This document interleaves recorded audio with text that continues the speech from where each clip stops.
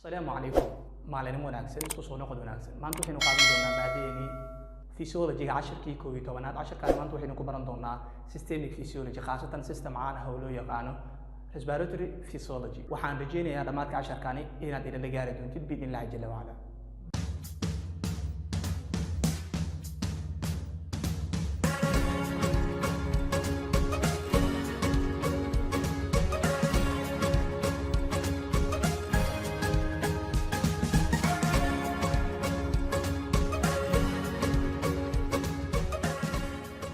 Respiratory system habdhiska marinka neefta. Habdhiskani waxa uu qayb ka yahay habdhisyada jirkeena.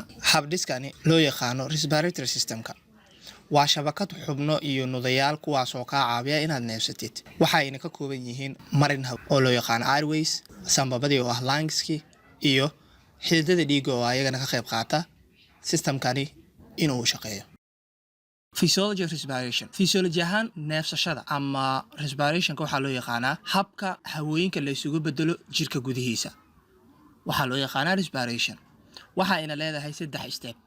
3 step waxaa loo yaqaanaa stepka koowaad waxaa la yiraahdaa pulmonary ventilation ama loo yaqaano breathing oo ah neefti. Labo external oo loo yaqaano iyadana pulmonary respiration.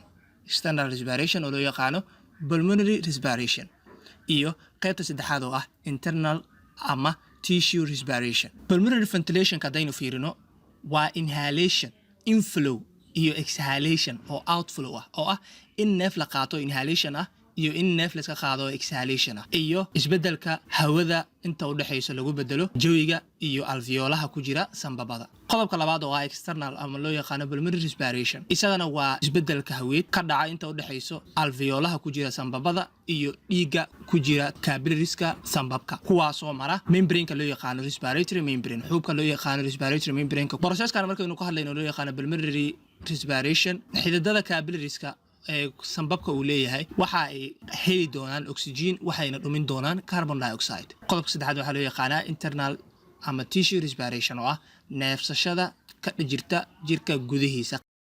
Respiratory systemka waxaa loo qaybiyaa laba qaybood, upper tract iyo lower tract oo ah upper tract waxaa laga jeedaa tubada kore iyo tubada hoose.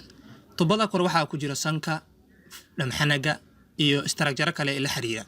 Qaybta hoose ee lower tract-gana waxaa ku jira larynxki, trachea oo dhuunti ah, bronchi iyo sambabkaba waxay ka mid yihiin lower tract-ga. Si brief aynu soo koobno anatomical structure of lungs. Sambabada anatomy ahaan siday u samaysan yihiin. Waxa uu sambabka u qaybsamaa horta right iyo left sided. Right side iyo left side. Waxa uu jira labada dhinac ee jirkeena, bidix iyo midig iyo bidix waa uu kala jiraa. Qaybta midig waxaa ku yaala bronchi, qaybta bidixna waxaa ku yaala bronchi. Qaybta midig iyo qaybta bidix labada bronchi ku taala waa goobta ama place-ka ay hawada ka soo gasho jirka. Waa marinka hawada ay ka soo gasho sambabka. Marinka hawada ay ka soo gasho sambabka weeyaan. Structure-da waxaa kaloo ka mid ah diaphragm-ki oo ah qaybta kala saarta thoracic cavity-ga iyo abdominal cavity iyo thoracic cavity ee kala saarta ee ku taala sambabka hoostiisa kana koraysa caloosha. Structure-da sambabka uu leeyahay waxaa kaloo soo raaca tubada dheer ee hawada soo marto loo yaqaano trachea. Waxa uu sameeyaa ama uu bixiyaaba hawada inay ku qulqusho in hawada ay ka soo gasho qaybta kore soona gaarta sambabka ka baxdo haddana sii gaarta qaybta kore. Waa marinkii hawada ay ku sii qulqul lahayd kana soo qulquli lahayd.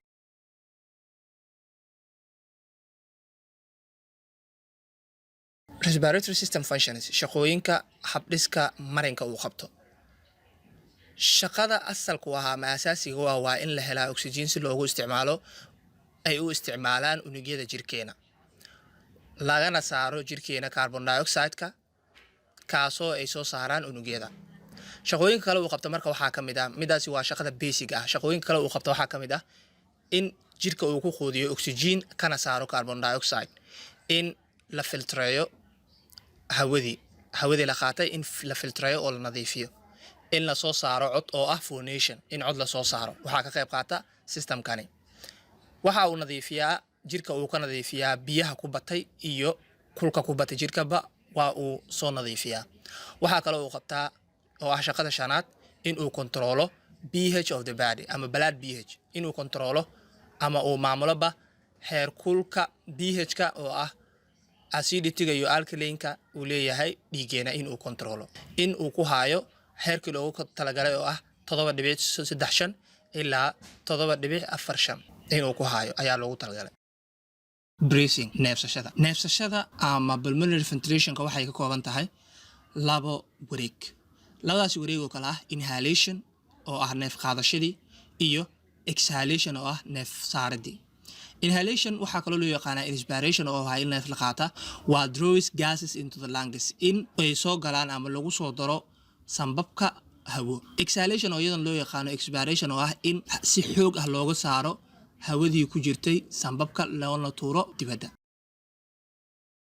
dhacdooyinka la xiriira systemkani pulmonary ventilation-ka markaynu ku hadlayno waa isbeddelka haweed u dhaxeeya jawiga iyo sambabka.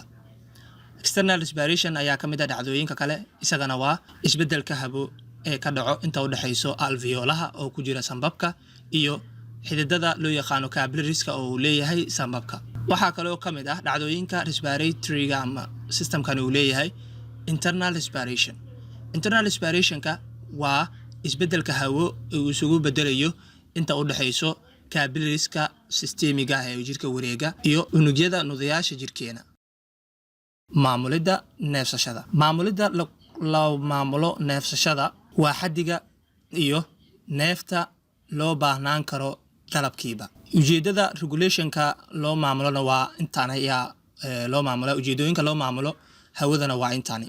1 in la joogteeyo heerka oksijiinta iyo carbon dioxide-ka ku jira dhiiga. in la isku dheelitiro quudinta oksijiinta dheefshiidkii dhacayaba ee uu jirka dalbanayo. qodobka saddexaad waxa uu sheegayaa in ay caawiso in pH-ka ama acid base balance-ga la isku maamulo ama la regulate gareeyo waxaa ka qayb qaata hawada.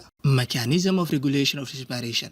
mechanism ahaan sidee loo maamulaa neefta waxaa ka qayb qaata marka labo mechanism. labadaas mechanism oo ka qayb qaata oo kala ah nervous regulation of respiration iyo chemical regulation of respiration. mar in dareen lagu maamulo marna lagu maamulo kiimikooyin. sidee loo maamulaa markaynu aragno neerf ahaan sidee loo maamulaa waxaa jirta goob loo yaqaano respiratory center. goobtaasi waxaa loo qaybiyaa 4 group. 2 group ka mid ah waxay ku jiraan medullaha, 2 ka mid ah waxay ku jiraan bonuska. 2 group ee medulla ku jiro waxaa la kala yiraahdaa the dorsal respiratory group iyo ventral respiratory group. 2 group kale ee ku jira iyagana bonuskana waxay kala yihiin pneumotoxic center iyo epinestic center. Pontine respiratory group labada marka la isku diro waxaa loo yaqaanaa the pontine respiratory group. normal values-ka normal respiration-ka waxaa loogu talagalay inay ahaato oo ka mid ahayd vital signs-kii calaamadaha nolosha 12 ilaa 16 neefsasho daqiiqadiiba. normal arterial blood values-kana waxaa loogu talagalay in pH-keeda uu ahaado 7.35 ilaa 7.45. waxaa halkaa inooga eg casharkeenii maanta. haddii ay jiraan su-aalo ama oraah aad inala wadaagaysid inoogu dhaaf qaybta hoose ee commentiga. casharkani casharka xiga intaynu ku kulmayno waxaan idinkaga tegayaa assalaamu calaykum.